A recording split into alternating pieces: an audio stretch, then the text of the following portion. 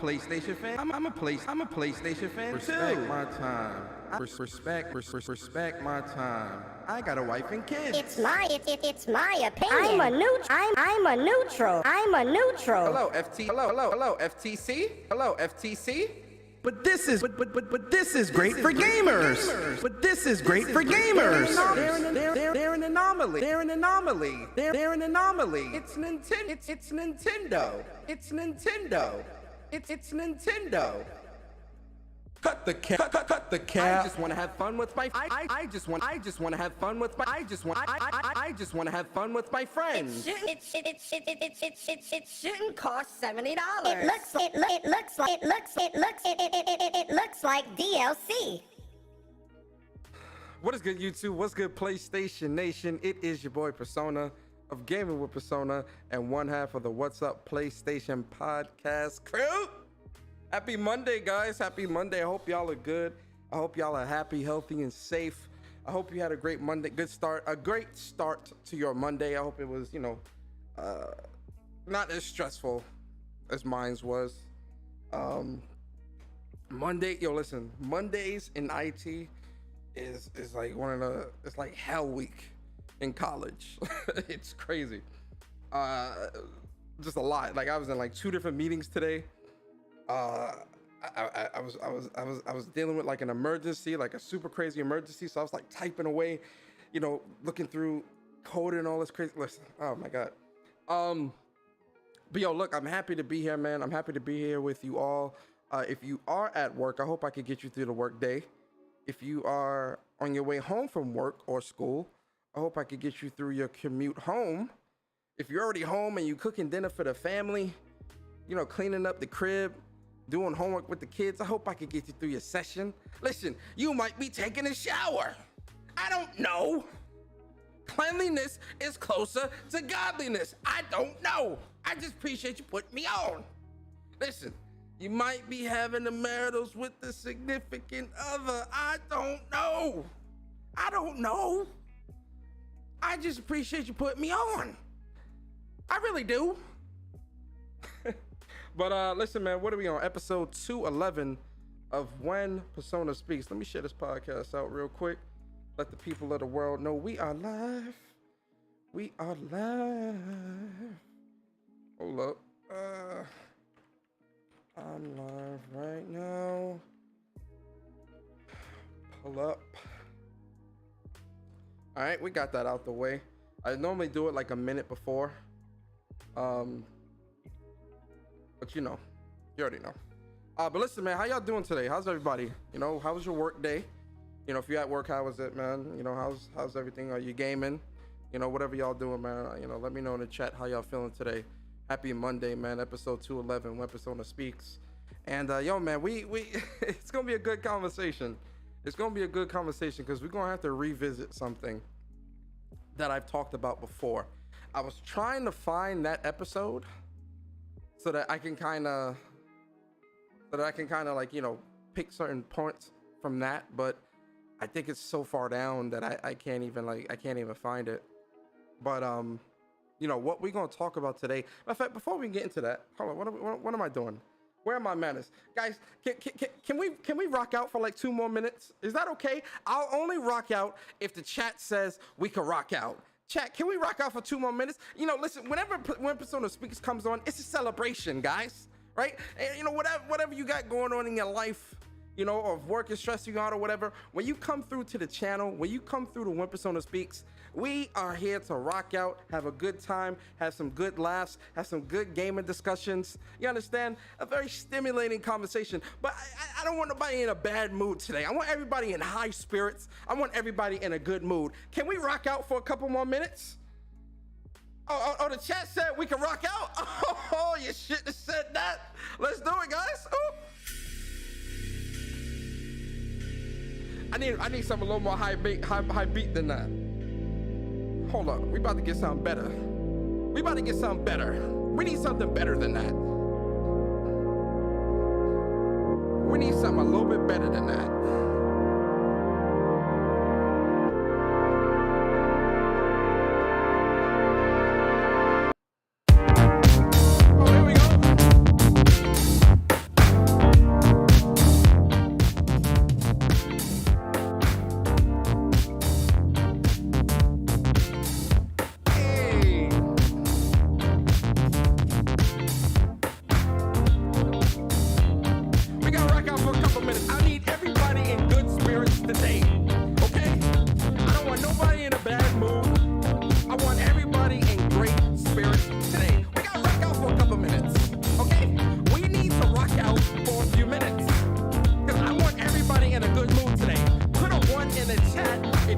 in a good mood. I need to see ones in the chat.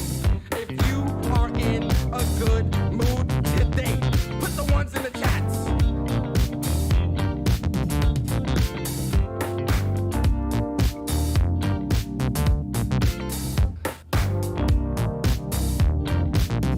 Woo, I love the ones. I see the ones. I see the ones. I love it.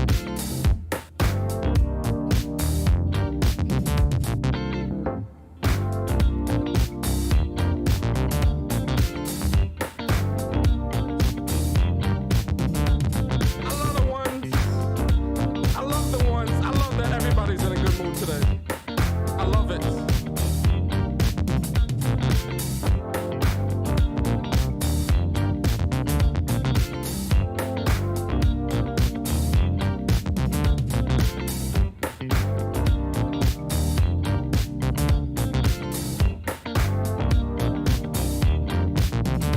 Ice Queen, I don't like that too, Ice Queen.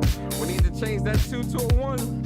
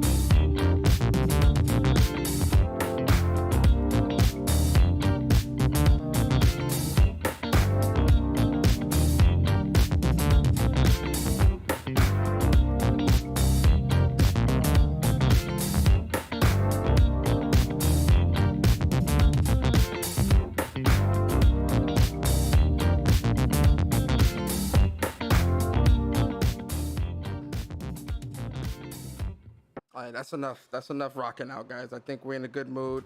I've seen a lot of ones in the chats. So I think we're good, man. I think we're good. Man, listen, a couple of you have asked me. I know Vel was one of them. It was a few people in the chat a couple podcasts ago. They was like, Persona. And a lot of you always like remind me, especially when you get tired of seeing the same gameplay. Y'all will definitely let me know in the chat, like, yo, Persona, when you gonna change the gameplay clip? When you gonna change it, Persona? I mean, listen, we've been on Final Fantasy 16 for a couple months. I'm like, all right, it's time to change up. It's time to change up the gameplay.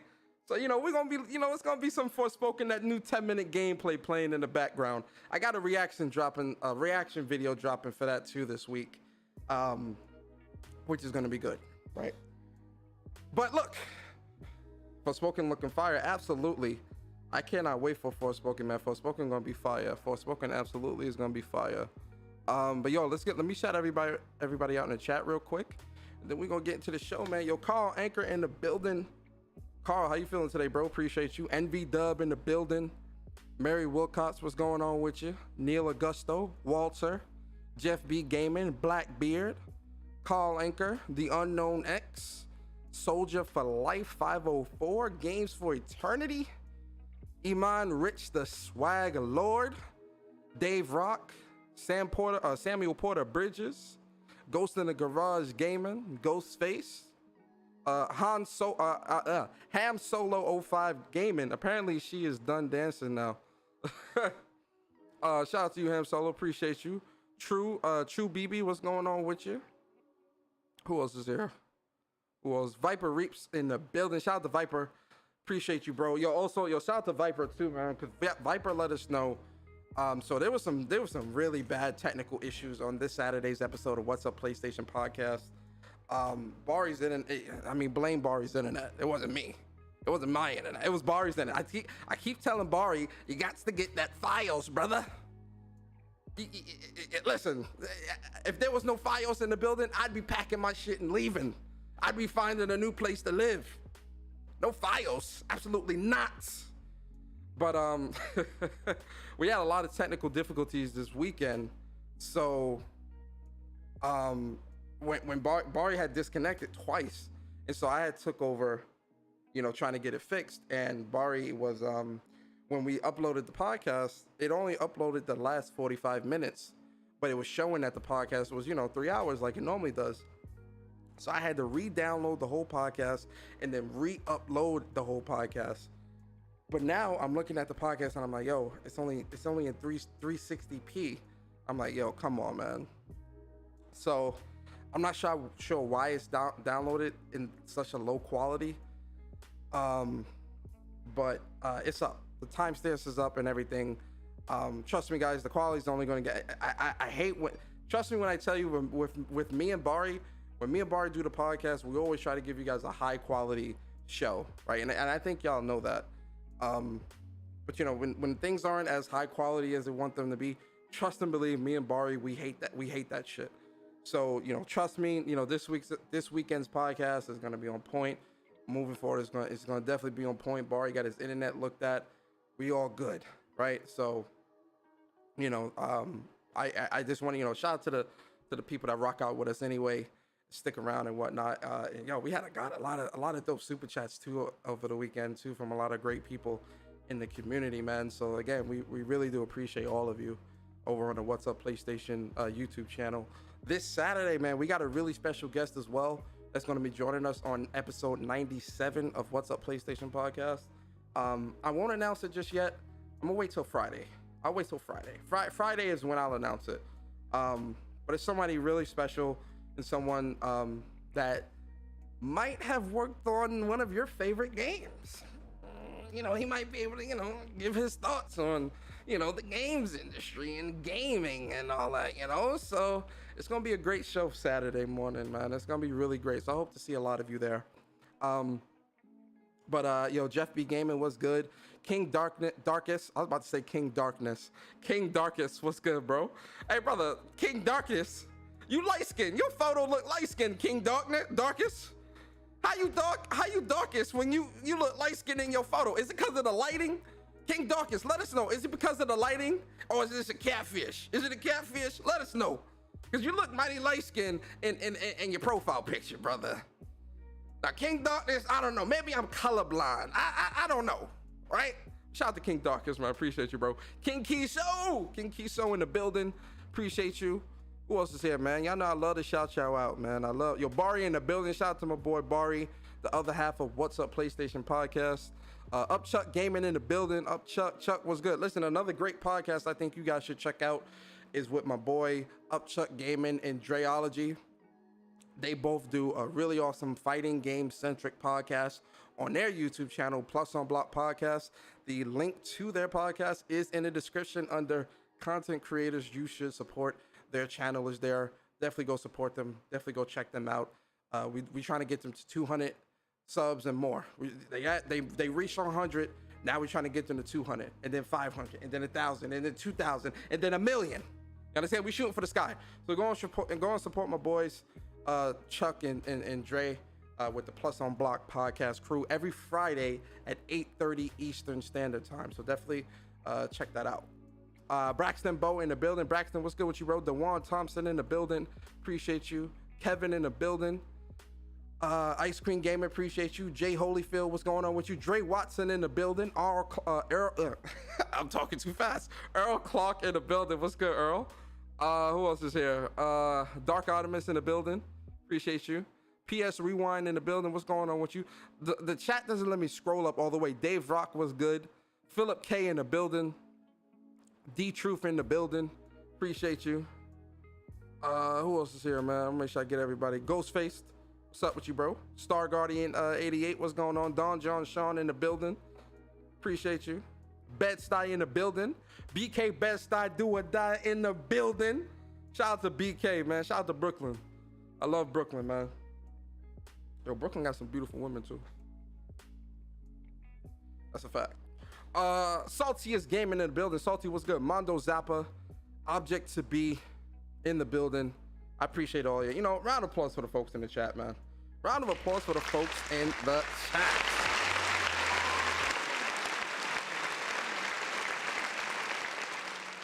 Okay.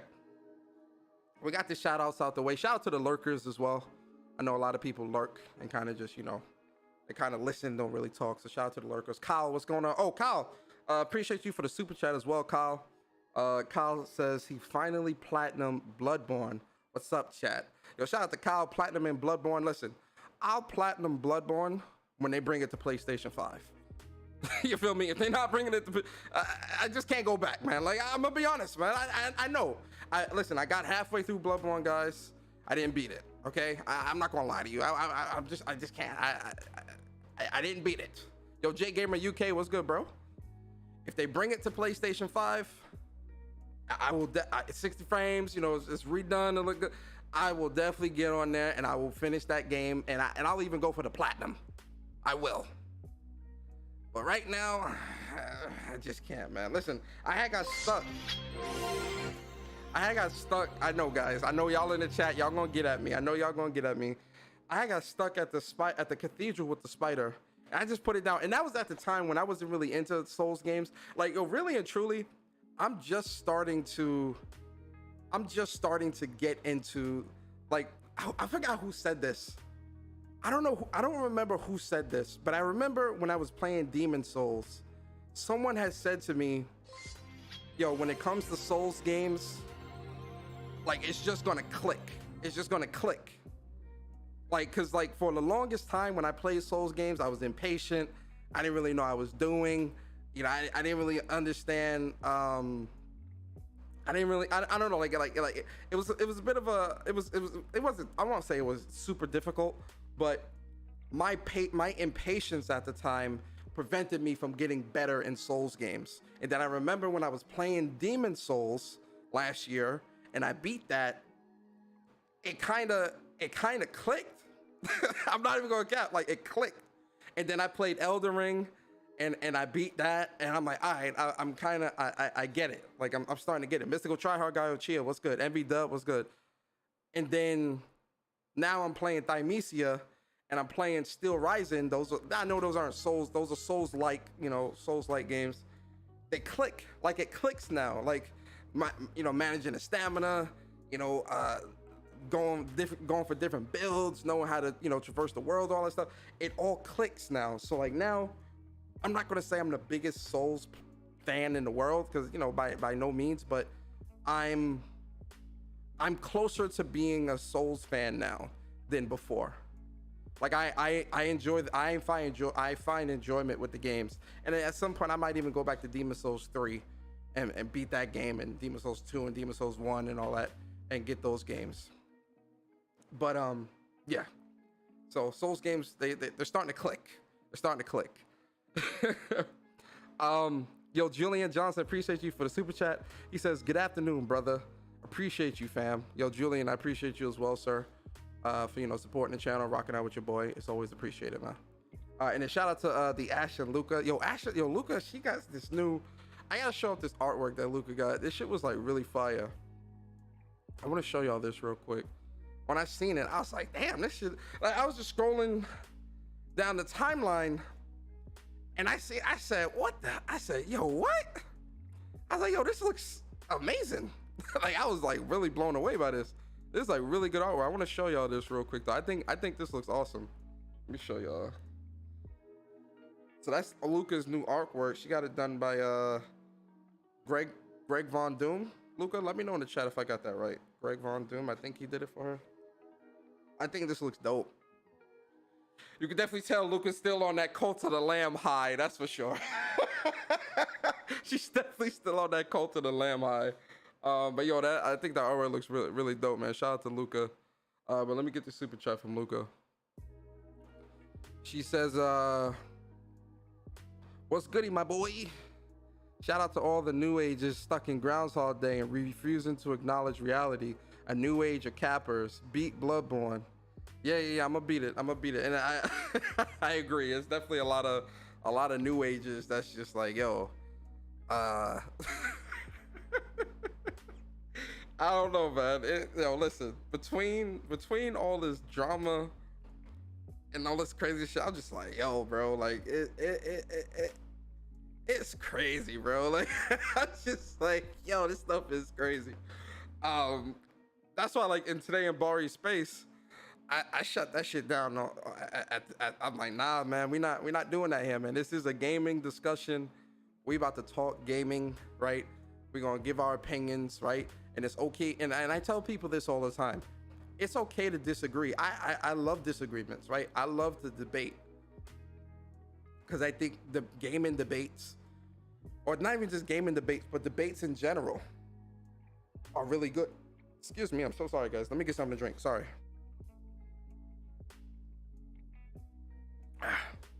Gaming debates are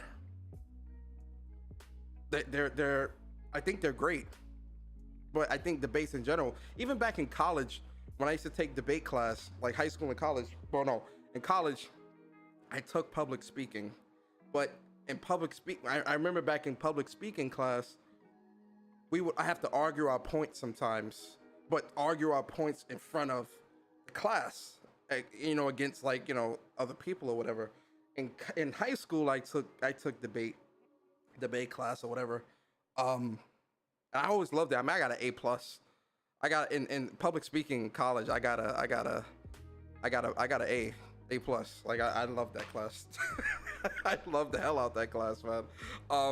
But I think gaming debates, just to stick in the realm of gaming debates, I think are very healthy. I think they're great. Being able to argue your opinions or your stance, that's important. And I think that's great, right? Because we all don't think the same way, which I think that is okay, right? Regardless if you prefer PlayStation, Xbox, Nintendo, PC for some reason, I don't know why. We all love debates. We all, I think gaming debate, I mean, we all have a difference of opinion. I'm reading the chat and it threw me off my train of thought. What's cap, Chuck? Cut it up. Oh, yo, Damien, appreciate you for the 17 months as a member on the channel. Shout out to Damien, bro. Damien says, why not pull a Sony first-party game in the loop on YouTube for your background media for your podcast? Just a suggestion, fam. Sony first, when that God of War gameplay dropped, that's what I'm gonna do. When the God of War gameplay state of play or showcase or whatever new God of War trailer drops where it's actually showing like a gameplay like mission or something like that, that's what my background's gonna be. Absolutely, Damien. 100%. But until then, you notice every game that I've put in the background has always been PlayStation focused. Like it's either someone that's partnering with PlayStation or it's a PlayStation exclusive. So, but all right, let's get into today's discussion, guys. I really want to talk to y'all. Pull up a chair, sit down, relax. Yo, Soapbox Gaming, what's good? We about to really have a conversation, because the conversation that we're gonna have today is about fans versus enablers, right?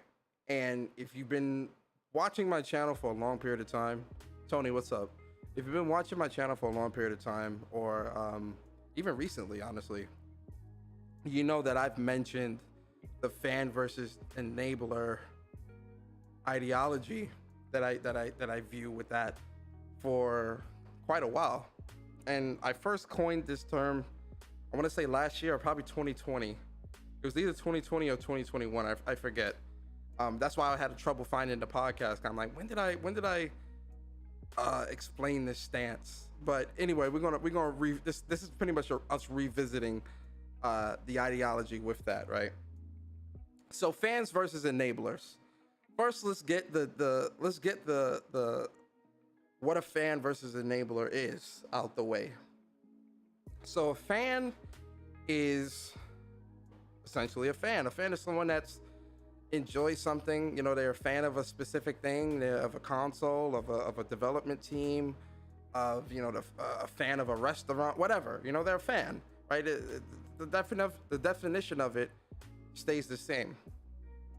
Where things change though, and where I kind of add my own little piece of it to that overall definition of a fan, is also someone that can speak on the L's. It's someone who can acknowledge the W's and the L's of their favorite thing. And what do I mean by that? So let's go to recent memory of today. Today, or not even today, it could just be in general. It doesn't have to necessarily be today, but you know, for those that have been following me for quite a while, you know that I've been very critical of PlayStation a number of times. I've spoken out against the whole PC games going to PC thing, or you know, last year when I was speaking on PlayStation's not being as forward when it comes to putting out information, you know, or not putting out the right information at the right time, you know, just messing up on certain things. And even, you know, Bari has been very, very vocal for a long period of time. You know, about being, you know, about speaking on like things they disagree with, right? And that's pretty much what a fan is, someone that can speak on the L's and the W's. And I say it because I see, Salty, I see what you're saying. Isn't L's and W's subjective? Yes, it can be subjective, but when it comes to things that are happening within a company, right, or happening within gaming, that I think we all can look at and be like, all right, this is something I don't agree with, or you know, something that I think is not a problem. And that's when we get into the enabler part. So give me a second, Salty, because I'll explain that. But that's really what a fan is, right? Speaking on the L, be able to speak on the L's and the W's. Everything isn't perfect, you know. And I think we all can look at all of these companies within gaming and be like, yeah, you know, nothing's perfect. Even PlayStation, you know, PlayStation's definitely knocking it out the park when it comes to the quality of games that they're putting out, the kinds of games that the kind and caliber of games that they're putting out, and all those different things. But then when we get into the enabler portion of it, fans versus enablers, an enabler is someone that is more so a yes man.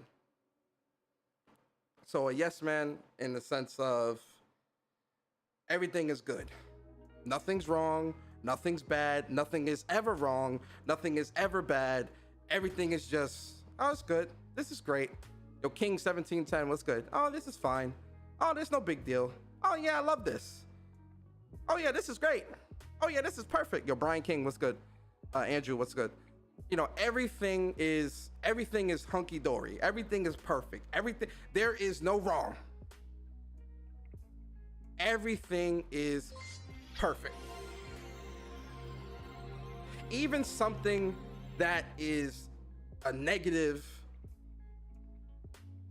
like, and can be, and is viewed as a negative, they would still spin for it to be a W. Everything is perfect.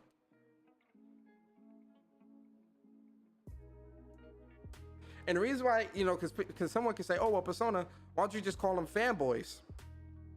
Because fanboy, the term, being a fanboy, and this is the thing, right? And this is really what's so crazy about all this is really exclusive to social media. When you go out into the real world and like talk, you know, oh, are you a fanboy? Or are you this? Are you that? Are you a enabler? Like, no one gives a, like, these are all of these conversations that we tend to have are exclusive to social media. And that's one thing I think this, not even I want to say last year, but I really started like really just accepting it this year, and really, but not even accepting it, but really pushing that ideology this year, because it really is true. Because when we look through gaming history, the facts, data, and statistics always dictate what is acceptable and unacceptable when it comes to the gaming market and the industry. The facts, data, and statistics dictate that. And how do you get those facts, data, and statistics? Through consumerism. People are either going to buy a product or they're not, right? Voicing your opinion about a disagreement you have with a product is perfectly fine. And I encourage that stuff, right? I encourage people to be vocal about the things they don't like or disagree with when it comes to gaming, because gaming is your hobby. Gaming is our hobby. Gaming is a culture, right? But everybody's thoughts and views when it comes to gaming are extremely different. And I think that stuff is perfectly fine. But when it comes to me, when it comes to like how I view gaming, how I view how certain things should be, what I do and do not agree with, I'm going to speak my mind. I'm going to be vocal about that stuff. I'm always going to stand by my convictions, because this is how I've always been. And I love gaming, right? So it's always going to be Like, yo, if there's something I disagree with and something based upon my viewpoint, if I'm looking at this and I'm like, yo, I'm not feeling this, I'm gonna speak up. But with this whole fanboy thing that people, listen, and fanboys can be weird, really, that whole term of fanboy or fanboyism or whatever.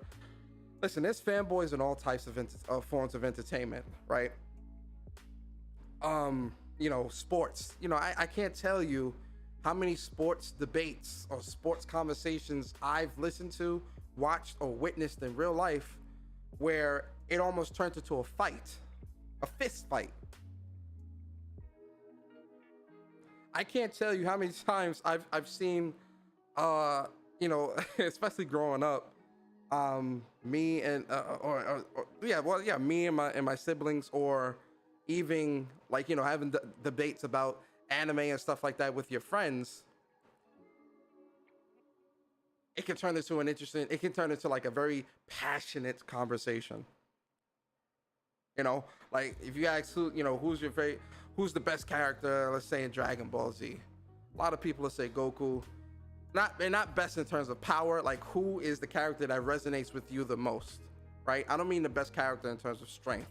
I mean an actual character, like who is the best character to you? Most people would probably say Goku. I would say Vegeta. Vegeta's always been my favorite character since day one, really. You know when Vegeta was my favorite character? Vegeta was my favorite character. I'm not even kidding. It was during the Android saga when Vegeta, Piccolo, I think Gohan and Krillin, and Piccolo realized that Vegeta was like super stronger, like his power level was kind of crazy. And so Vegeta was about to fly off and go fight the androids. And Piccolo told him, no, we need to stay as a team or some shit he said, right? And Vegeta said, do not question my abilities, Namek. Not unless you want to find out how powerful I really am. I was like, yo. Hey, yo, that was the day I was like, yo, I'm a Vegeta fan forever. Like, this dude is the shit. This dude is the shit. Like, Vegeta just resonates with me, okay? He resonates with me, and I'm just like, yes. If I could be any character in Dragon Ball Z, it 100% would be Vegeta. 100%. 1,000,000% it'd be Vegeta. So, but like, even a conversation like who's your favorite character in Dragon Ball Z can become a very heated discussion, because people say, oh well, no, Vegeta is better because Vegeta could do this. No, Frieza is the best because his character arc was this. No, it was Cell. No, it was Gohan. No, it was Yamcha. No, it was whoever. But that can turn into a heated conversation. And I think one of the biggest misconceptions with some of these debates is that some people may come into the conversation and see that heated debate and think, oh, these are just fanboys barking at each other. Oh, this is, just fanboys. And it's like, no, these are two guys that are fans of something, that are passionate. Now, obviously, when it gets disrespectful, that's when it's a problem, right? Y'all know how I feel about, disrespecting people personally or their families and things like that. And I've never been about that. And I never will be about that. That stuff, I'm strongly against that stuff. But I think two people being able to disagree, even passionately, where our voices may get raised, elevated a little bit, or, it's just a heated debate, a heated conversation. I don't see an issue with that. So that whole, fanboys, but see, the thing is, you got people that's part of gaming, they try to, that may play on a certain console where people will say, oh, well, because this person did something really bad, that means the whole fan base of wherever they align themselves, quote unquote, is also the same way. That's why fanboyism gets a bad term, because I'm pretty sure there's a lot of people that fanboy or fangirl over sports teams, over sports players, over, like I said, all this other shit, anime shows, all that shit. So I just think in gaming, that term of being a fanboy or a fangirl, it's only a negative in gaming because of the type of people that you come across on social media who are very radical when it comes to those types of things. Right? Because like, yo, I'm a big fan of pins, more specifically Scotty Young pins. I'm a big fanboy for Scotty Young's artwork and stuff like that, right? And with all his Marvel, because he does it in like almost like a chibi-esque type of way. And it's really dope. Like his artwork is awesome. So I think in gaming that's where that whole fanboy term, it gets a really negative stigma attached to it because of the type of people and how they act on social media. But back to fans versus enablers. So, you know, when it comes to PlayStation, one of the things that I often see is people, especially today. Today, I seen it quite a bit where, you know, a lot of people, we was in a space, we was talking about, you know, and listen, it's free to, people are free to disagree. I'm not saying no one should not have disagreed, right? I absolutely disagree. But this is a common thing that I often tend to see when it comes to, Jeff B. Gamer said Hulk or Thor. You know, Hulk, Thor is trash. I know Barry in the chat, he heard that. He about to type something, watch. And you know, this is the common thing that I tend to see when it comes to PlayStation, right? And this is why I say the whole fans versus enablers thing is important, because when it comes to any other platform, if it's Xbox that's fucking up, we are always going to be critical, right? People are going to be like, oh, excuse me, Xbox is fucking up, Xbox don't got no games, Xbox, which is absolutely true, right? But there's certain things with PlayStation, at least for me personally, and listen, I'm not expecting everybody to agree. There are certain things with PlayStation that I've been seeing over the past, I want to say 3 years now, or close to 3 years, that has been this slow dip or a different turn when it comes to gaming that I just have not been agreeing with 100% and have not been able to get 100% on board. If you watch What's Up PlayStation podcast, you know I have been extremely critical of PlayStation since the start of our podcast back in 2021? 2020 or 2022? Is it 2021? Or 2020, yeah, 2020, 2021, I forget. No, yeah, it was 2020. Yeah, it was 20, because we almost had 100 episodes. It's only 52 weeks in a year. Yeah, it was 2020. Me and Boy have been very critical about PlayStation when the time calls for it. And oftentimes we get a lot of pushback from the community where it's like, oh, well, you know, we've got great games right now, so what's the big deal? Or it's not that big a deal. And see, here's my thing.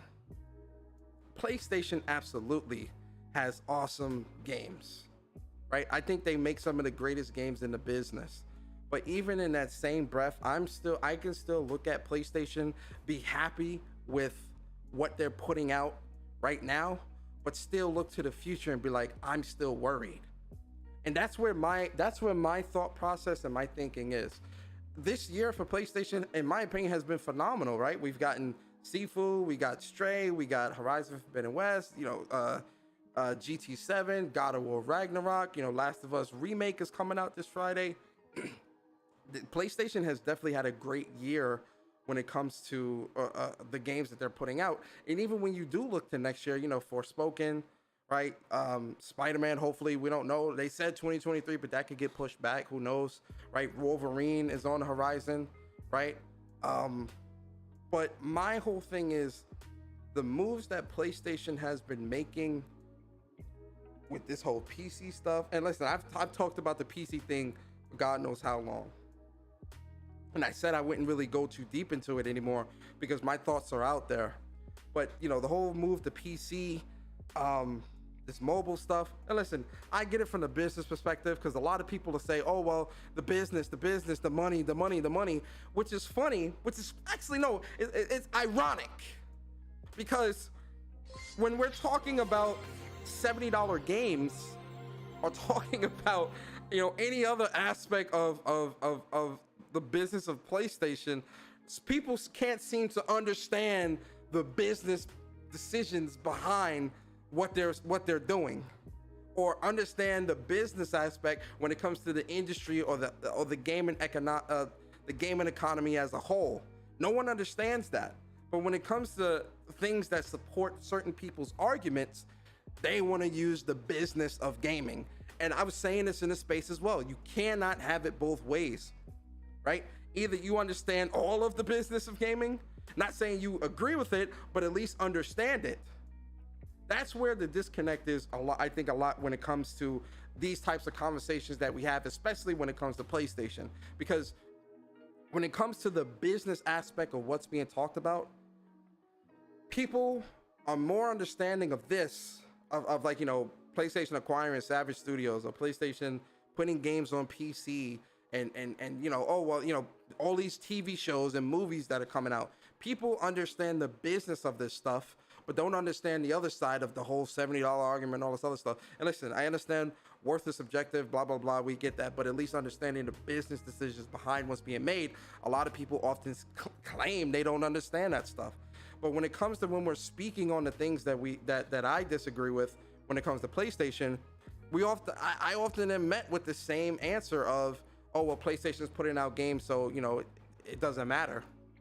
And I'm like, to me personally, it does matter, because PlayStation, if PlayStation is going to be making certain moves that is going to be a detriment to the PlayStation brand or the PlayStation console, or to me as a PlayStation gamer, that cause for me to speak up, personally speaking. Now, obviously, I'm not expecting everyone to feel that way, but that's how I feel, right? And being with PlayStation, as long as I've been with PlayStation, you know, I'm always going to speak up when something's happening that I'm like, yo, this for me personally, yo, Fryer, man, what's good, man? Shout out to everybody in the chat. For me personally, this is not something that I personally agree with. But when it comes to the whole fans versus, well, first off, y'all understand where I'm coming from? I want to make sure I want to make sure we're all on the same page here, that at least people understand where I'm coming from. That I want to make sure. Let me know in the chat if you understand where I'm coming from.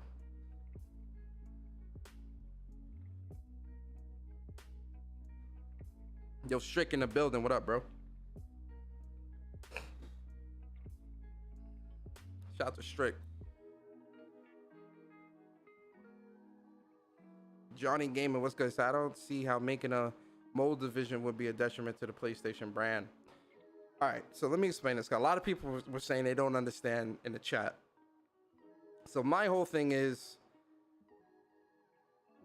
in the last 3 months, we've gotten more news about TV shows, movies, PC peripherals, and mobile than PlayStation. That's where I'm coming from.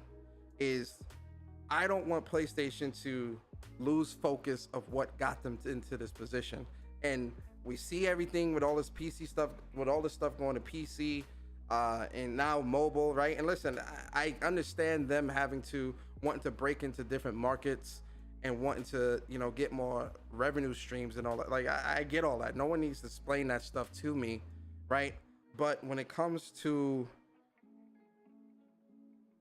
what I hold as most important, I want to make sure, or voice my opinion, or voice my thoughts and opinions, and make sure that PlayStation is understanding that this is what still needs to be most important.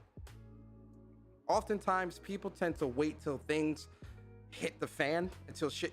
Most people that start complaining about things only start complaining about it after shit's hit the fan, right? When things are going fine in the moment, people look in the moment and say, oh, well, I don't see the big deal here because everything is fine right now. And I'm like, yeah, cool. That's great. I'm looking to the future. I'm looking past just today, tomorrow, or this week, right? Because then when shit hits the fan and things start, you know, going down, you know, and obviously this is just hypotheticals. No one's saying this is, but this is how people tend to approach certain things. Is when shit starts hitting the fan, that's when everyone wants to run out and get the pitchforks and say, no, no, no, don't do this, don't do that. Why are you making these changes? It's the same thing with games going to PC. When, back in 2020, when I said, when Horizon was going to PC, I asked this very question to the chat, to the audience. Because everyone kept saying, oh, Persona, it's not that big a deal. It's only one game. Oh, it's not that big a deal, Persona. It's only PS4 games. It's not that big a deal, Persona. It's old games. It's 2 years old, 3 years old, 4 years old, 5 years old. These are old games, Persona. I already played these games. Who cares? That's what everyone kept telling me. And I'm like, all right, cool. All right. Like, but the funny thing is, as time has gone on, we're only 2 years from when the first game went to PC with Horizon. About 2 years now. And now people are expecting Horizon Forbidden West and God of War Ragnarok to be on PC. And really and truly, I expect it to be there as well. That's the difference. When people were speaking about it 2 years ago, it's not that big a deal. Now that it's incorporated into their strategy, and now they're inching closer and closer to being day and date, now people are saying, oh, well, if PlayStation goes day and date, it'll be the death of them. Oh, well, if PlayStation goes day and date, oh, I'm leaving PlayStation. And I'm like, where were you 2 years ago? Where were you 2 years ago when people were speaking out about how worrisome this was? Because you do not want that to diminish the brand, diminish PlayStation.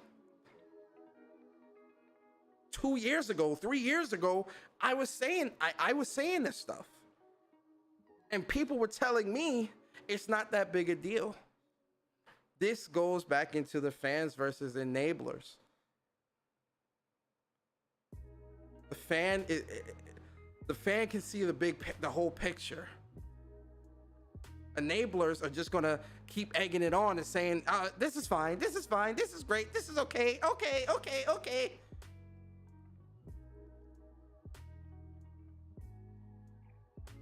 And now look. Now fast forward to now, we see the mobile strategy, which, listen, like they're gonna do what they do. They're gonna make their bread how they make their bread.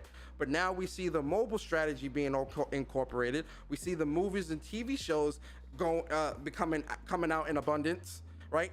We see PC peripherals, PC monitors, a PC dedicated headset that just works. That also works on PlayStation 5. It's great, phenomenal. Don't get twisted. That Inzone H9 is amazing, and that monitor looks fire. But the point that I'm trying to make is, now look where we are versus 2 years ago, when people were saying it's not that big a deal.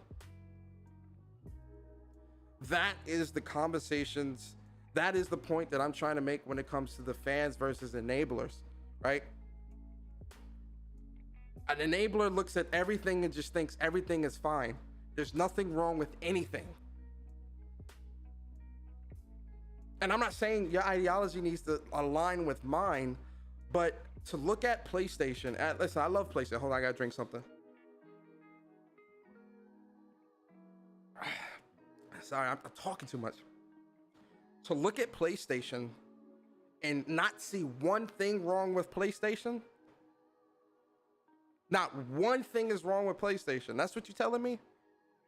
Enabler. I said enabler. Because a fan can look at their favorite console, their favorite company, and say, you know what? It's great. I love it, but it ain't perfect. And some things need to change. And again, those things do not need to align with what I think or feel. I want to stress that. I'm giving you my examples based upon how I'm looking at PlayStation and what I see is wrong with PlayStation. I'm going to say it again. I am not expecting people listening to the show today. I am not expecting you to look at PlayStation and say, oh yeah, you know what? I disagree with the corporate strategy. I disagree with games going to PC. I disagree with XYZ from PlayStation. I'm not saying that at all. I'm not saying that. What I'm saying is, if someone is looking at their favorite company and do not see anything wrong, or does not see anything that needs to change or be better, that is an enabler, not a fan. because a fan can look at the L's and W's. And going back to Salty, because Salty was saying, you know, L's and W's, that's subjective. Absolutely. And that goes back into what I was saying, Salty. Being able to look at something and be like, oh, you know what? This can be better. That can be better. They need to do better here. Like, you know, Chris and Bari, they were, you know, the conversation in the spaces shifted from what we were originally talking about to then talking about JRPGs and how PlayStation needs to, you know, put more of their JRPGs out there, invest more into JRPGs, you know, invest into JRPG devs and all this other stuff, which I think that's something they need to fix as well. But if you're looking at everything that PlayStation is doing and see no issue, you're an enabler.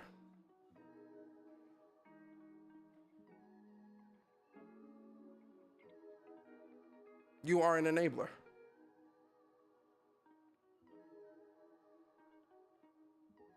And that's where my fan versus enabler that's where it comes from. That's what it's derived from. Because a fan can look at something, love it to high heaven, but still see room for improvement. An enabler is someone that can look at something, love it to high heaven, and think nothing needs to change.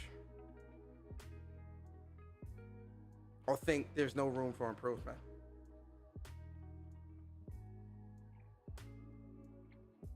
Because then what happens is they bring those types of ideologies into a conversation, into a space, into a podcast or whatever. And it's like, what? What are you talking about? Everything is perfect. Nothing needs to change. Come on, man.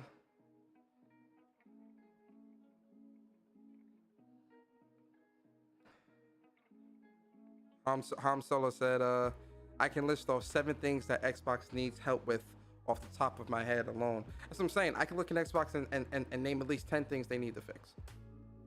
I can look at Nintendo and name at least 5 or 6 things they need to fix. I can look at PlayStation and name at least 5 things they need to fix. I can look at Naughty Dog, one of the greatest developers in the history of gaming.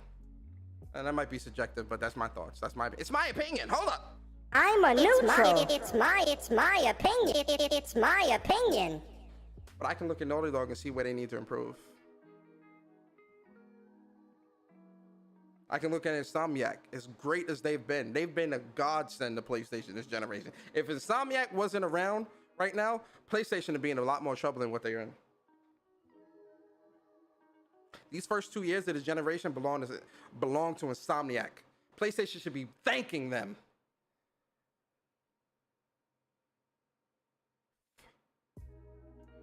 Because they have been carrying this generation on their backs.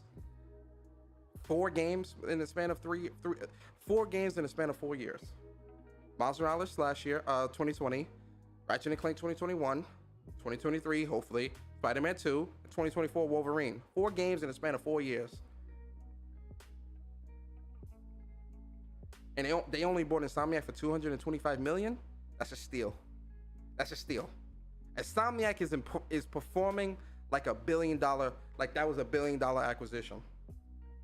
$225 million? That's a steal. That is a steal. That was highway robbery right there. They could have easily asked for $500 million. When you're looking at the output, when you're looking at the output of what they're of what they're putting out, that's a steal. Ted Price need. They got over on my boy Ted Price. That's a steal.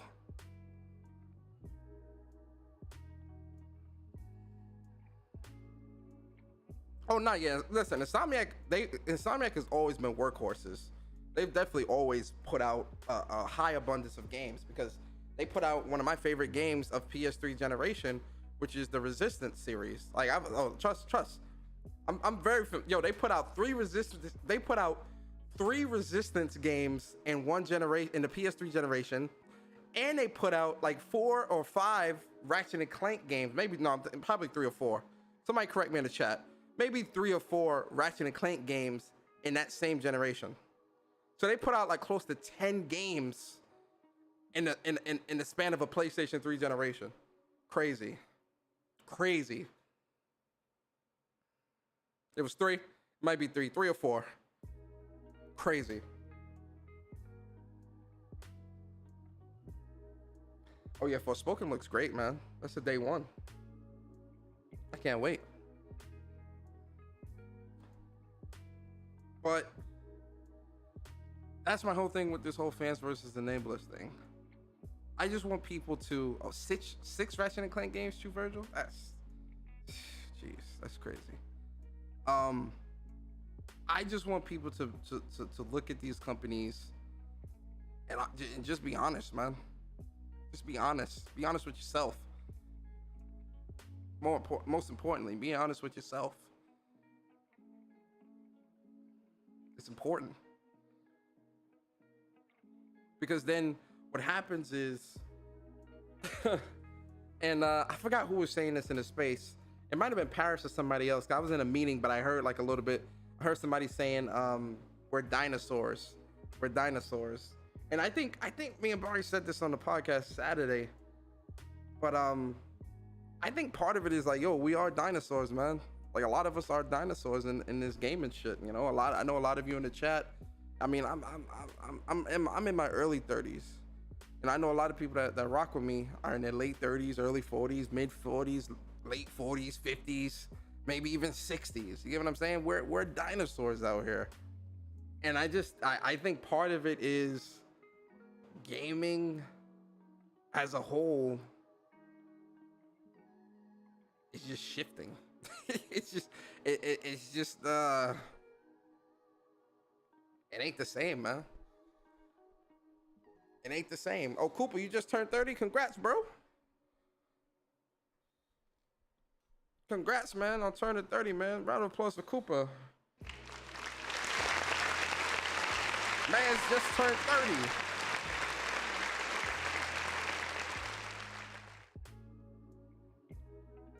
Oh, you turned 30 April? That's what's up. Hey, Persona, stop throwing our age out there. Hey, hey, oh, look, man, we all dinosaurs. Oh, Don John said he's 29. It was nice.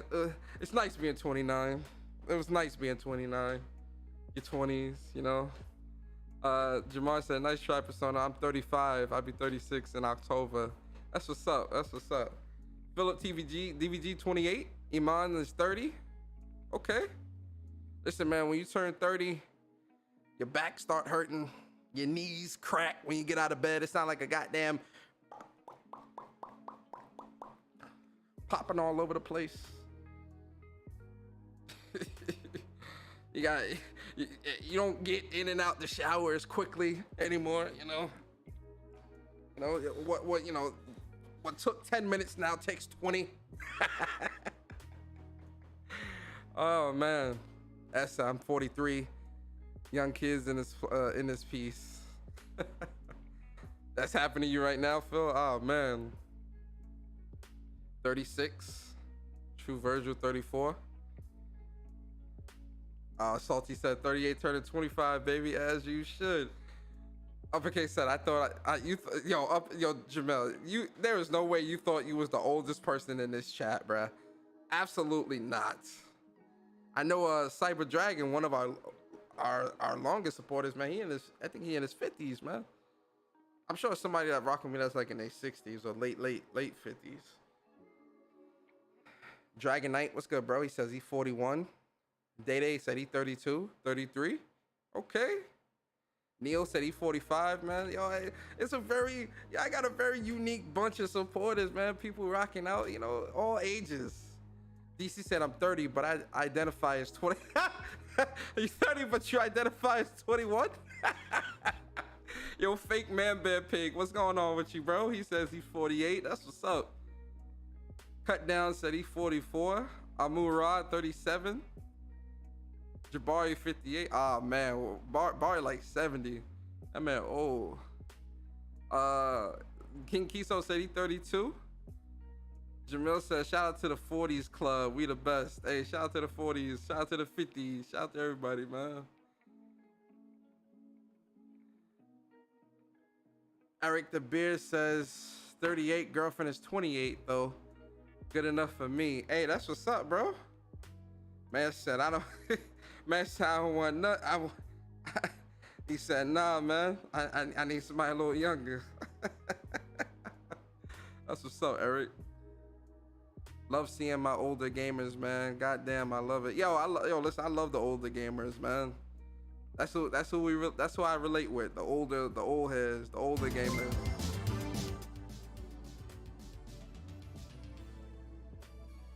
So Salga, appreciate you. Appreciate you subbing to the channel. Strictly says he's 34. Ankles pop. Lock and drop it though. Yo, shout out to you, Strick.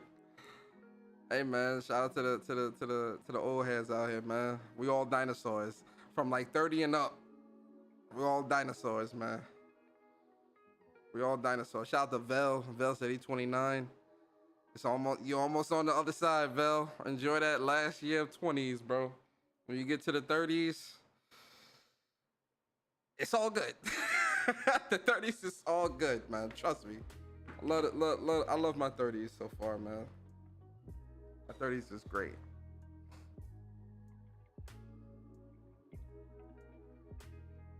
Oh man, who's the youngest in the chat? I'm curious. Who the youngest? Unknown is 25. I want to know who the youngest in the chat. I'm curious. Whoever is, if I'll put it this way: if you under 25, put how old you are in the chat. Under 25, man.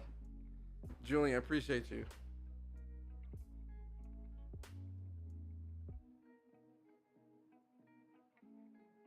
Oh damn, Carl, you 24? Oh damn. We gotta play the Naruto sad music from my boy Carl, man.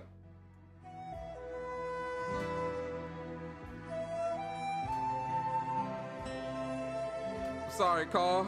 Enjoy it. Enjoy it. Enjoy it, Carl. That man, 24. Oh man. I think Carl might be the youngest in the chat. He's 24. That's what's up. Oh nah, Carl good peoples. Oh, David Shamir is 19. Oh, that's what's up, man. Shout out to you, David. All right, so David might be the youngest in the chat. 19. Oh man. That's what's up. That's what's up. That's what's up, man. Oh yeah, just the Yo, just the guy's 11. Yo, just the guy. I think just a guy like 22, 23 years old. That boy young. That boy young, man. He got a lot of life left in him. You feel me? But yeah, man, you know, this was that's my thoughts, man. That's my thoughts. Loker said I'm 32 and my back do be hurting, not gonna lie. Hey man, listen, I stretch in the morning. Cause I'm like, yo, I gotta stretch more. Doctor say, yo, you gotta stretch more, man. I'm like, all right, I'm gonna stretch more. Stretch, you know, I got stretches I do. Do my morning walk and everything, man. Yo, the older you get, the more active you gotta be. No bullshit. No bullshit. You definitely gotta be active. Shit. But yeah, man, this wasn't gonna be a super duper long show. What else do I want to talk about? Oh, I mean, one more thing actually. I remember. I actually want to talk about the actual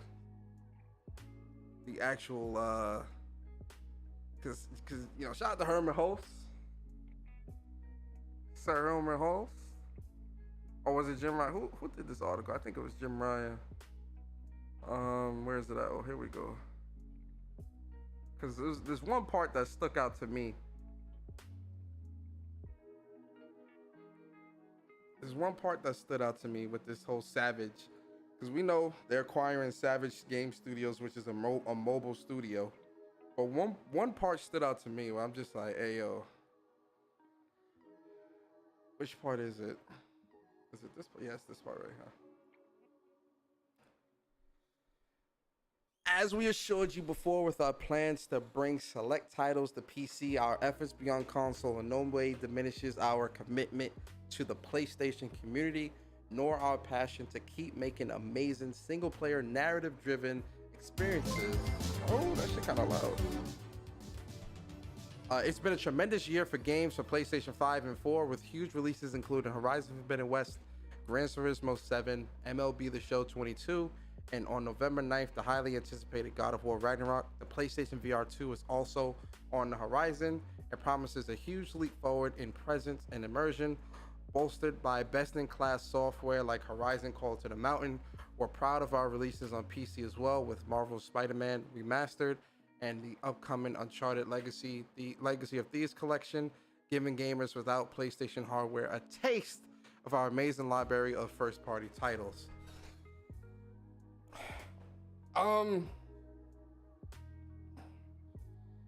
whole thing, my whole thing is like, I'm not sure why.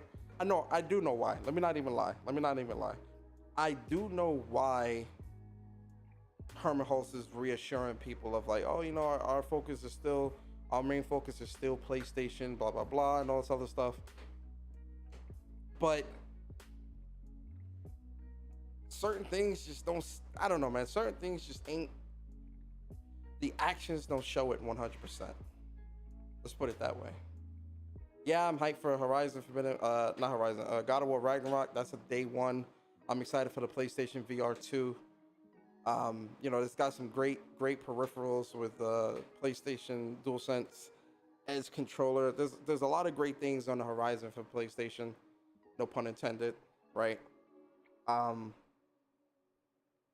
I still think that PlayStation, in some capacity, their delivery is still a little off with a lot of this stuff, because the way news and information has been flowing from PlayStation, especially this year, has been really off in a lot of instances. The most recent being The Last of Us Remake, and you know, leakers getting that out and PlayStation having to respond. I never want PlayStation in a position where they have to respond to something, clarify. All the information should always be put out there on the table, you know, for people to decipher and you know, talk about or whatever, you know. I stand by that, man. I know that they might have had their own content schedule when it comes to The Last of Us Remake, and even putting out that 10-minute video. I'm pretty sure they had their own content schedule with that, and I understand that. But I think with situations like this, especially when you're in the position that you're in, I don't think that PlayStation should have held that too close to the chest. I think that should have been put out as soon as they got announced that game, Summer Game Fest. They should have put that out in the blog. It should have been in the blog. Like, here, check out 10 minutes of gameplay, 10 minutes, check out this 10-minute video, deep dive into the development of The Last of Us 1 Remake and what's changed and what you can expect. And then they could have still, in my opinion, I feel like they could have still kept their marketing strategy, because they're even doing it now, right? Where we've got the, where is it? We got The Last of Us. They just put out a new blog article today talking about, what is this? Rebuilding, okay, what the hell's going on with my mouse? Rebuilding The Last of Us Part 1, a deep dive into combat, animation, audio, visual changes, and with Naughty Dog, right? And it kind of breaks down, really? Come on, man.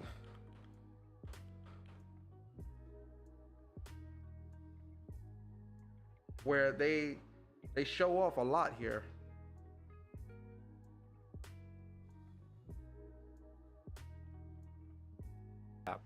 So he says something very important here in the very beginning, right? And this is why, like, I say the messaging with PlayStation in certain instances, they got to improve in certain instances, man. Because like stuff like, one, I love with stuff like this, right? But two, when you're upfront like this early, people cannot create their own narratives. This eliminates misinformation and all of that stuff, man. I want them to be very upfront, be bold, be not embiggen. I'm thinking of Avengers, emboldened to be forward and squash these misinformation rumors and all this stuff before they can even start. But he says something here that I think is very important. I want y'all to hear this.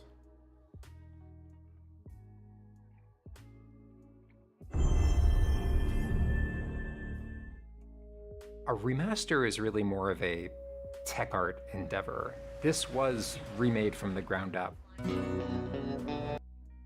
No. why they start the yo?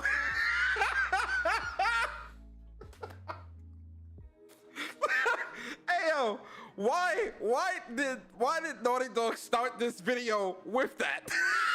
Cause they pay attention to what you stupid motherfuckers be saying on Twitter, bro. Yeah.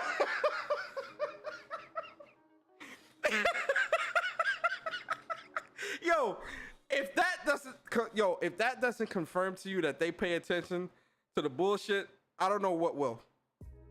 The man is letting you know, because people try to say that this is a remaster and this is all the stupid shit. All this stupid shit. It's like, bro, this ain't none of that, bro. A remaster is really more of a tech art endeavor. This was remade from the ground up.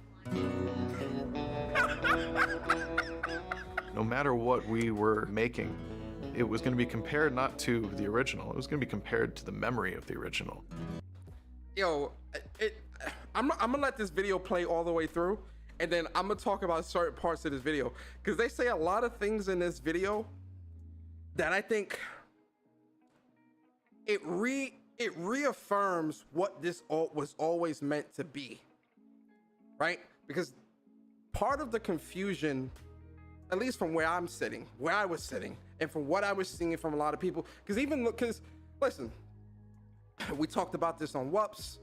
I've even talked about this on my own personal show a couple times, where the gameplay aspect of what they were trying to do. Listen, it's a remake, but I'd be lying if I was saying, oh, it would have been great to have some of those Last of Us 2 mechanics with the dodge and stuff like that. But I think what he's saying here, I think is really trying to, I think they're really trying to hit home what this was trying to be. Because even the title of this video is honoring the original. So I want this to play through, and then we're gonna talk. It became pretty clear that this is going to require more than just like a remastering approach. We really want to recreate this for the technology as opposed to putting a sheen over it. We have new tools that allow us to make better looking animation, improvements in character rigs and facial rigs. The characters were rebuilt. We didn't just take the original model of Henry and Sam. We built a new Henry and Sam. We only take what we have to. Let's do a side-by-side review. It would stop multiple times just to be like, oh my God. Yo, these people, I'm sorry. I know I said I wasn't gonna stop it, but I gotta stop it right there. I mean this as respectfully as disrespectfully respectful as I respectfully can. I'll say it again. I mean this as respectfully, disrespectfully respectful as I respectfully can. Okay? If you are looking at this and calling this a remaster, I'm sorry, but you're a fucking idiot. I'm sorry. Like that is the only way I can say it at this point, man. Like I have to be. Review. It would stop multiple times just to be like, oh my gosh, just look at that. Things that make like the shirts wrinkle, the muscles to form correctly, facial details add such a layer of richness and life to the character. As someone who wants to play this game again is the thing I am most excited about. The scene at the beginning of the game, that was one that terrified us to remake. When Joel cradles Sarah up to him and you see their cheeks smashed together, the tears streaming down the face. There's a physicality that we were unable to achieve the first time we made this. All the art has been rebuilt from scratch. A great example is in the Boston State House Museum. On the lower floor, there's some back rooms that in the original game were generic offices. Now there's like an art restoration station, there's busts of American colonial figures on the walls. We have a completely new AI core. encounters will play out in a much more dynamic way. You might play it 10 different times and get 10 different results for how the combat went. All of that, at the end of the day, is in service of the storytelling. We want to be very faithful to the original experience, to be very true to what fans love about that game, and give them the best version of this game possible.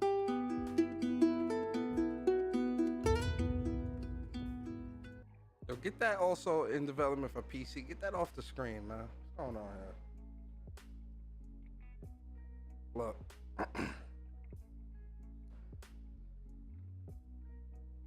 I get it. I really do. I get it. Wait, Mary, you said this your first time? This your first time playing Last of Us? Who said that? Wait, what?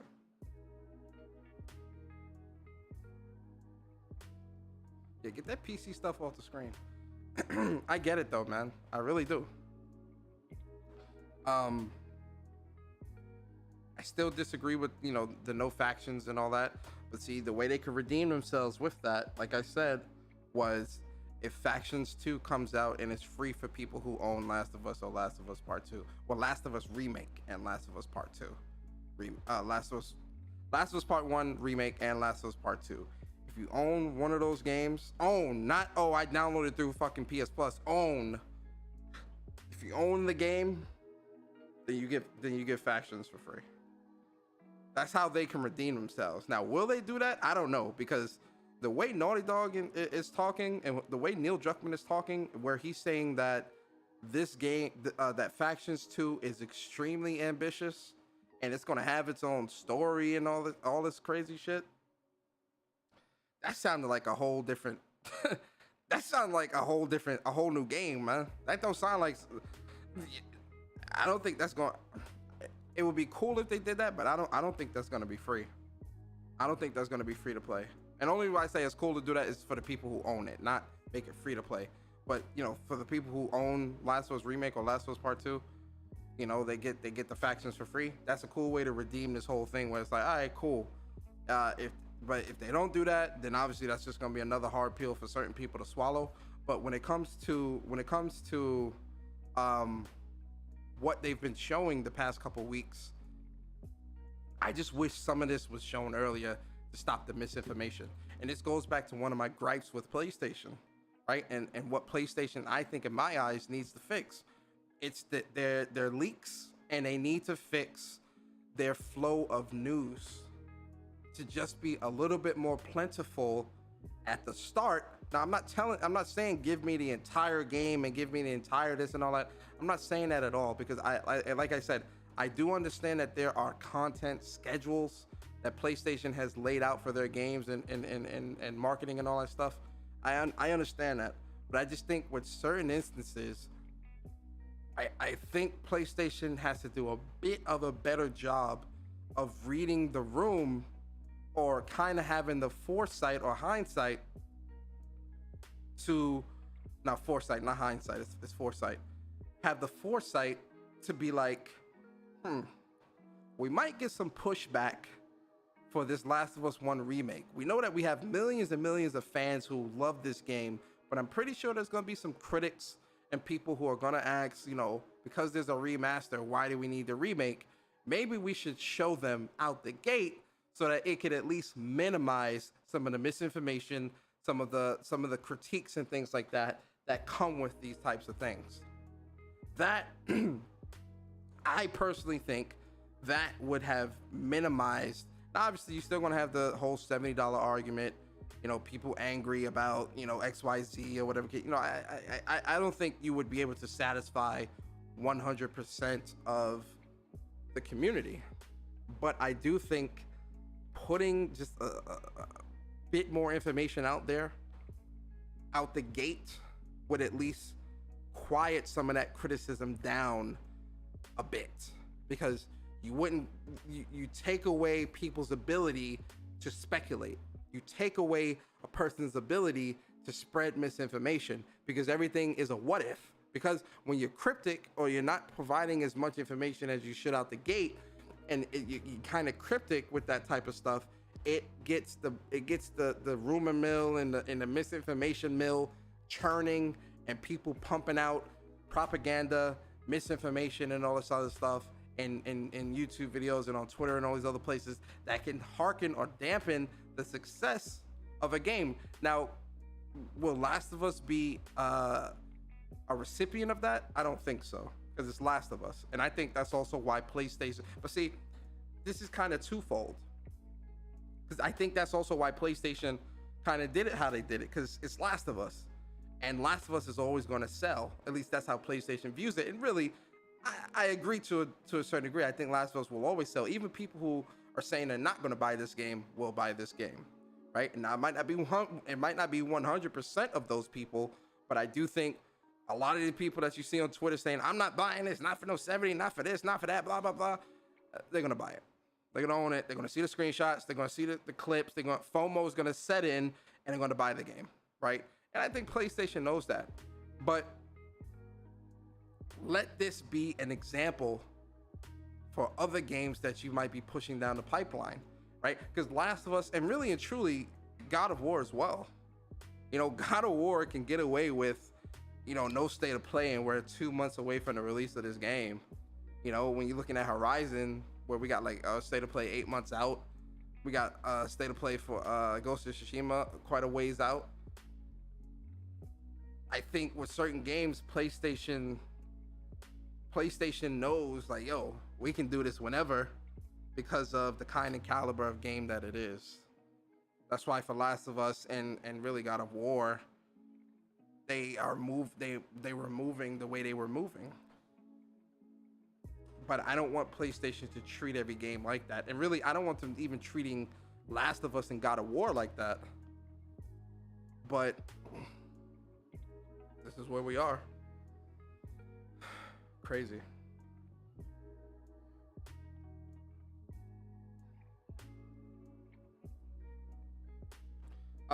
Viper, man, appreciate you for the super chat, bro. He says, facts, but why does everything have to be attached to an L or a W? I hated the acquisition, but I'm damn sure not gonna call it an L until it fails. Nah, I'm not. So I wasn't calling. So all right, I'm not calling the acquisition an L objectively. I'm calling it an L subjectively from my perspective, because I don't care about mobile. I don't support mobile.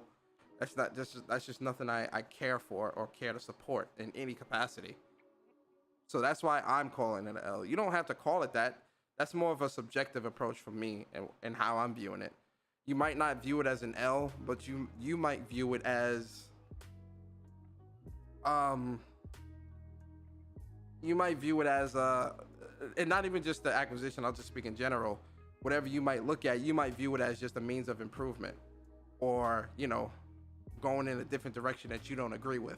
It don't got to be an L, you know. That's just how I was saying it. So you can use whatever terminology you want. It's a lowercase L. Yes, exactly, Bert. It's a lowercase L. Mr. Oshido, appreciate you for the super chat. He says Vegeta is my fave, but the show do him wrong every time. Oh, absolutely. I remember Toriyama. Didn't he say? I could be wrong here. I thought I remember him saying something about Vegeta reminded him of his father or something like that, and he didn't like. Is that some crazy shit he was saying? But that's why Vegeta gets shitted on a lot. Crazy. I could be wrong there. I might be remembering wrong. Yo, Viper Reese, man, appreciate you for the super chat again. He says it's a shame that people need to hear this podcast to understand. LOL. Personal comprehension is lost. Yo, that's a fact, Viper. And then shout out to Viper again for the super chat. He says, and he sighed before he said it. Yeah, of course, because he know, bro.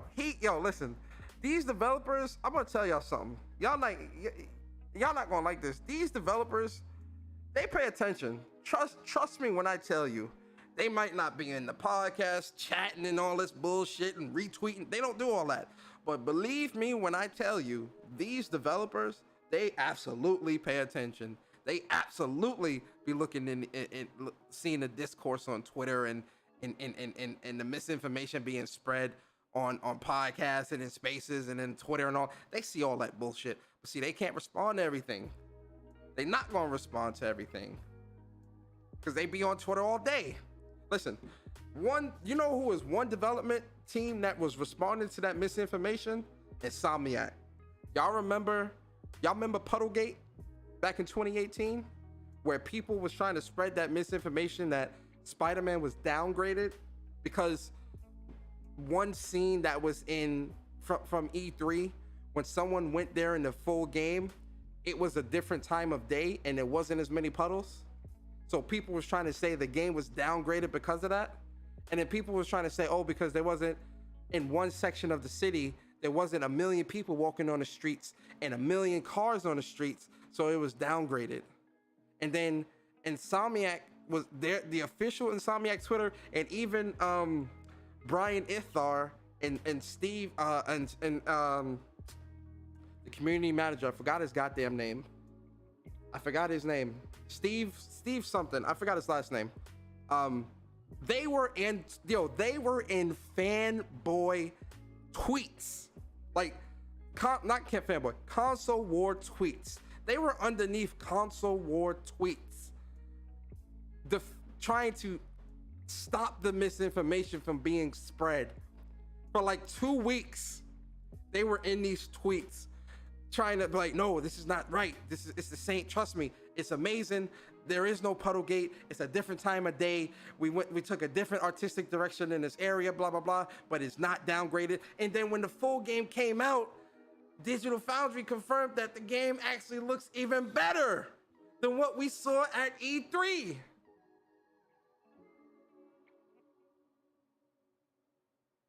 That's why I fuck with Insomniac.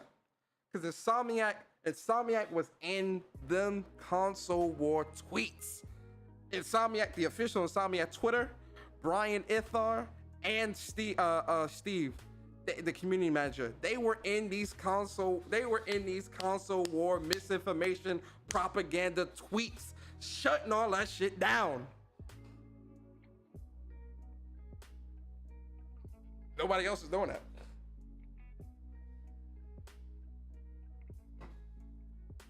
Nobody else is doing that.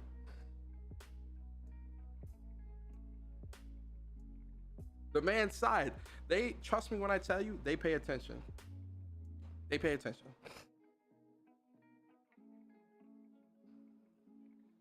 They absolutely pay attention. 100%. But like I said, they can't respond to everything because they would be on Twitter all day. They wouldn't get no work done. If Insomniac, if like Naughty Dog and all these other people, if these developers was responding to the misinformation and the complaints and all that bullshit all day, they wouldn't get no work done. But trust me when I tell you, they see it, they read it, and they trust me. Shout out to Philip DVG. I appreciate you for the super chat. He says he should have looked at the camera, wink on the O's. Hey, yo, look, he definitely should have looked at directly at the camera when he said that shit. Yo, I like how he did it though. He did it hella smooth. You feel me? A remaster is really more of a tech art endeavor. This was... You know what this reminds me of? This reminds me of Mark Cerny. Remember when Mark Cerny came out when they did the road to PlayStation? And yo, they did the road to PlayStation, and I remember Mark Cerny when they got to like the teraflops and CU counts and all that shit. Yo, Mark Cerny said it's dangerous to rely on teraflops alone because it's malleable. And I remember I was laughing so hard because I'm like, yo, that's a fact. Because people remember back at the beginning of the PS5 gen, or before PS5 release, people was trying to say, oh, well, you know, 12 is greater than 9, or 12 is greater than 10, all this other shit. Because of the T-flops. And then people was trying to say, like, you know, PlayStation 5 wasn't RDNA 2 and all that. Yo, that was a dark time. People were really, like, grasping that straw. They were, yo, before these consoles came out, people were spreading some nasty misinformation all over. It was all over Twitter, and like you had like big names that was doing this stuff, not just like the usual console war banter that you see. You had like checkmark people and article. Yo, the misinformation was disgusting. Yo, before the PS5 drop, my God, such a wild time, bro. Yo Ham Solo, man, appreciate you for the super chat. He says, I gotta go. Great show today. Had to pay my respect. Yo Ham Solo, I appreciate the support, man. Real talk. Thank you. Yo, Bird, people were trying to say that Mark Cerny was lying. And I'm like, what? The man created the console. What are we talking about here? Yo, Blanco, what up? And then I remember when they did the breakdown of the PS5. Oh my God. Yo, when they did the PS5 breakdown and they were naming off all the parts and the chipset said, what did it say? Hold on, let me go to it. PS5 breakdown. Bro, this shit was it's already on it because I had watched it. Yo, it's already there for when I watched it before. I remember when they this community is sick. This community is sick. I remember when they did the breakdown of the PS5 and when they showed off the GPU and it said RDNA 2 based graphics engine, people were making up so many lies. They were trying to say, oh, that's not real RDNA 2. That's fake RDNA. That's fake RDNA 2. They were like, yo, that's fake RDNA 2. That's fake RDNA 2. Yo, they were trying to say that was RDNA 1.5. And it was like, yo, this is not real RDNA 2 chip. It can't be a real RDNA 2 chip. And I'm like, brother, the shit says RDNA 2 based. They were focusing on the based. Like, oh, it's RDNA 2 based. That means it's got some components, but that doesn't mean it's full RDNA 2. It's not going to be able to do everything that RDNA 2 does. And people, and I remember I kept saying, yo, that's because it's custom. So they took whatever important components from RDNA 2 that they felt would benefit them in their design of the PlayStation 5, and then they also added in their own mix to it. That's why when Mark Cerny at Road to PlayStation, when he said they partnered with AMD through the build of their GPU, and you would start seeing that stuff. If you start seeing that new design that they went with in PCs, then you know it was a success. Look at what we're looking at. This is essentially what Mark Cerny is saying is PlayStation and AMD partnered to build a custom GPU that would be perfect for the PlayStation 5's design, not just stock parts and stock clock speeds and all this other stuff. People didn't want to believe it. James Stevenson, thank you, Stardust. That's the community manager's name from Insomniac. His name is James Stevenson. Shout out to Stardust, thank you. And I remember people were they were not trying to hear it, bro. They thought Mark Cerny was lying.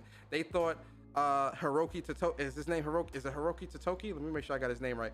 Oh, Yoshiro Otoro, that's his name. Yoshiro Otoro.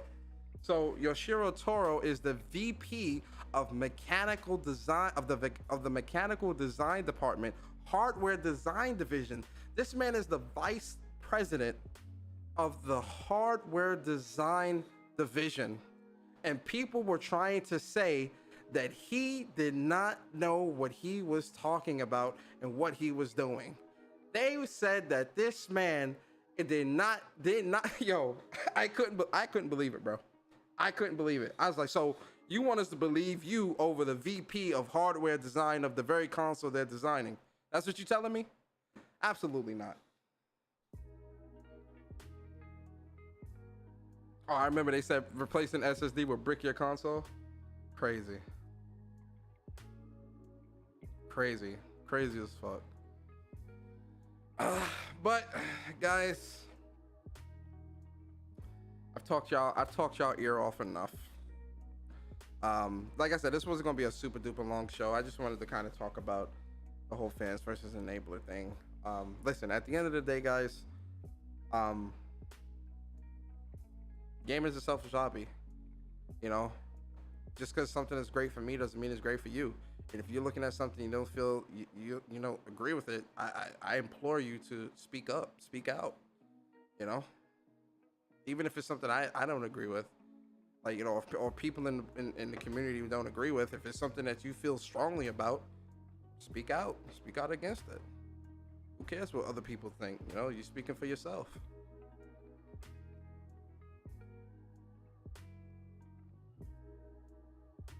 Oh yeah, they definitely still talking about the screw.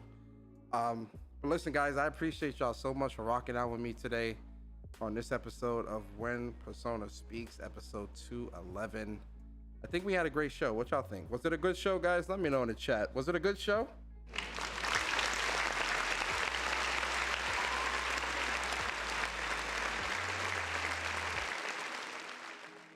Let me know if y'all enjoyed yourselves, man. I hope, and I'm gonna ask this question before we end the show. Put a 1 in the chat if you still feeling good. You understand? I didn't want nobody in no bad moods when we left the show. So I want to make sure that, you know, put a 1 in the chat if you're in a good mood leaving out this show. You know, y'all know I try to provide joy, laughter, good conversation, good entertainment. So definitely throw a 1 in the chat if you're gonna leave the show in a good mood. You know, oh, it's a lot of ones. It's a lot of ones. I love it. I love it. I love it. I love it. I love it. I love that, man. I definitely am glad that y'all are in a good mood, man. Y'all know I love to bring y'all entertainment, good laughs, and whatnot. And then, yo, Stony 916, appreciate you for the super chat. And they say, I remember when the president of AMD herself, oh yeah, Lisa Su, she praised Ratchet and Clank for its graphics thanks to the RDNA 2 graphics card, and people called her a liar. I remember that, Stony. I remember that. It's funny because I remember when Lisa Su tweeted, I think this is after the PS5 breakdown had dropped. She was like, oh, I think she said something along, I'm paraphrasing. She didn't say this word for word, but I think she said something along the lines of, it's so good to see our RDNA 2 GPU in there in the PlayStation 5, or something about RDNA 2 and PS5. And I remember people were saying that she was lying. People were saying that she didn't know what she was talking about. And I'm like, what? This woman is the president of the very company that is putting the hardware into both consoles. And you're telling me that she doesn't know what she's talking about? She's a liar? Oh, y'all, it's a sickness. It's a sickness. It's a sickness, man. It's a goddamn sickness. But yo, listen, guys, I appreciate y'all. Listen, the Forspoken gameplay reaction, I'm gonna put that out, and I'm a little behind on the reviews, man. I'm gonna be honest. I've been playing a lot of Destiny 2 over the weekend, and I've been watching Severance and playing Destiny 2, trying to get through the raids, and it kind of it pulled me away. I ain't gonna lie, guys. I know I said I was gonna have the reviews and everything out by the start of the week, but I was trying to beat Oryx, guys. I'm sorry. I was trying to beat Oryx. All right, I was gaming, and you know, then you know, my homegirl, she told me about Severance. So I you know, I was like, all right, I'll watch it, and I got hooked. I got hooked. You feel me? So yeah. But trust me, guys, this week for sure, I'm gonna put it all out. But you know, Destiny just kind of grabbed me. You know, I go through these weird times with Destiny where like I get like super hooked, and that's all I'll play for like 2 weeks, and then I won't touch it for like 3 months. Your Destiny Titan is lacking. Yo, Burr, you gotta get that Titan up, bruh. You gotta get that Titan up, man. Hey, yo, I'm on episode 7 of Severance. The show is amazing. I am absolutely hooked on this show, man. Like, real talk. I'm hooked. I'm hooked. I'm hooked. I'm hooked.